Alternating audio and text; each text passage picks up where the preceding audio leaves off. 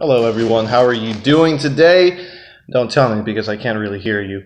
Now, today I'm going to touch on the fact that CNN has been on television at work since before 6 p.m. and reporting on the same news all day up until midnight. The same headline, the same news, and at this point they're not even trying to hide it. CNN decided to report with no source.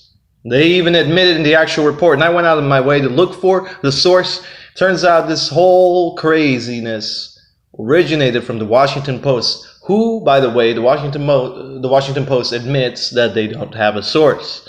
They say that a person who is familiar with the meeting, not even someone who attended the meeting, they say two people who are familiar with the meeting, say that Trump said what he said. Well, how's that song go? Somebody said, what about who? That's not a reliable source. That's not a reliable source. It's not a reliable source. Now, I'm not going to defend him because what if it turns out to be true? Oh, could very well be. But think about it this way. If it were true, why are the witnesses anonymous? If it were true, wouldn't they come clean with who they are? Who are these people? Are they congressmen? Are they other reporters? Who are they? Why are they quiet? Why do they not want their identity? We all know that the FBI is against Trump. The Justice Department is against Trump. The Republicans and the Democrats, even people who work with Trump directly in his cabinet, are against Trump. So what is happening? What's going on?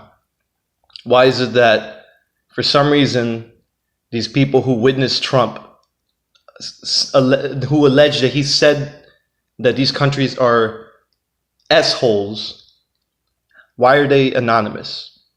And so this is a legitimate rumor, and I am just flabbergasted and disgusted how the media will play this all day long, while they have under the headline, they have little excerpts of real news rolling by, like, oh, Ethiopia outlaws foreigners from adopting Ethiopian children, or like little tiny actually interesting news. It's like, oh, but the headline news is, hey, we heard a rumor about someone that we can't tell you their name said that they heard someone say that they heard Trump say that these countries are S-holes in regards to the El Salvador, Haiti, and African countries. Okay, you want us to believe all that? Who said it? Who's your source? Who was the one that overheard Trump say this?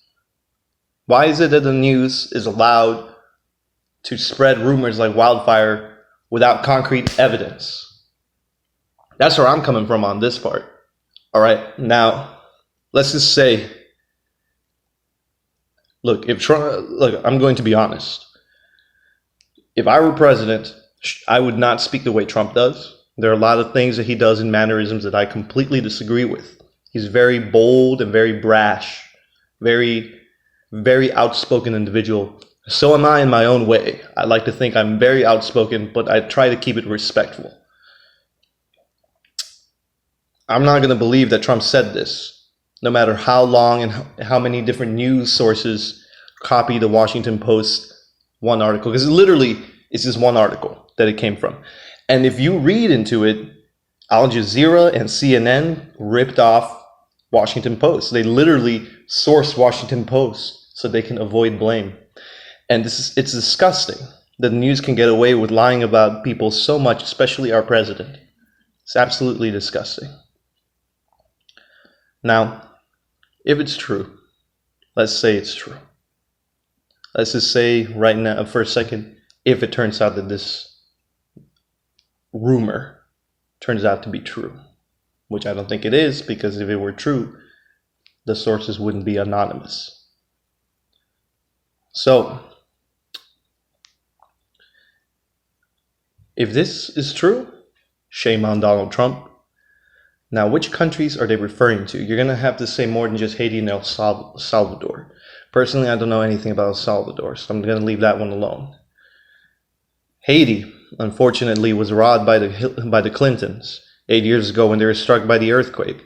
The Clinton Foundation raised a fundraiser for Haiti, and some corrupt government officials of Haiti cooperated with Hillary of the Clinton Foundation to basically rob Haiti and their people of all the relief that they were supposed to receive. Now, there are many people who are afraid to go back to their countries. Now, what about the African countries that are being invaded by the terrorists that Obama created?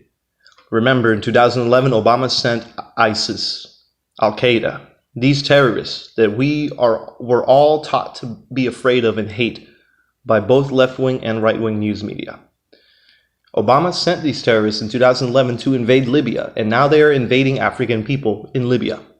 This is a reality, and they've been doing it for years. They didn't start enslaving the African people in 2017, last year. They've been doing it for many years since they took over. So ever since they took over Libya, ever since they've been spreading down in Somalia, these Muslim extremists kidnapping, murdering, raping people in northern African countries. This has been happening for years, and this has only gotten worse under Obama's administration.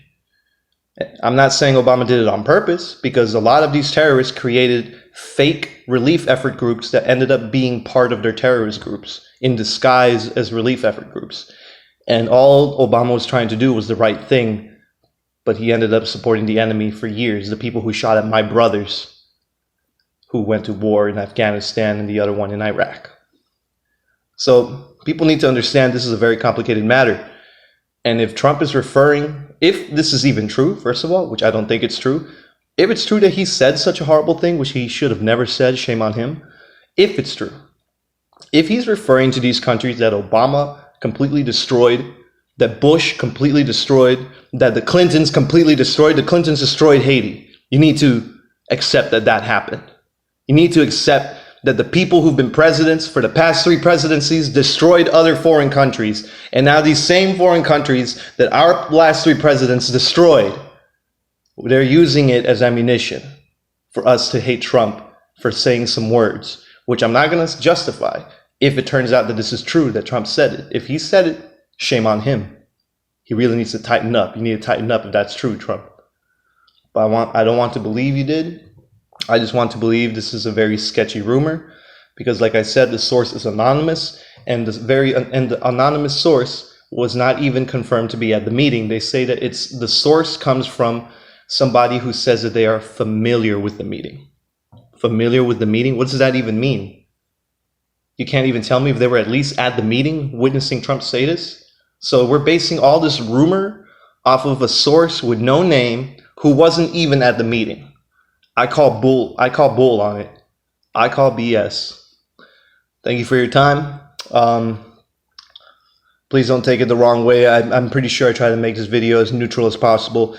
And in regards to if it turns out to be true what Trump has said, he's probably talking about the countries that have been destroyed and devastated for years, and unfortunately they have nothing to offer us. Unfortunately, if we want to think about a big picture point of view, if we want to think about it like a good, warm-hearted point of view, we must help them, we must reach out to them and help them.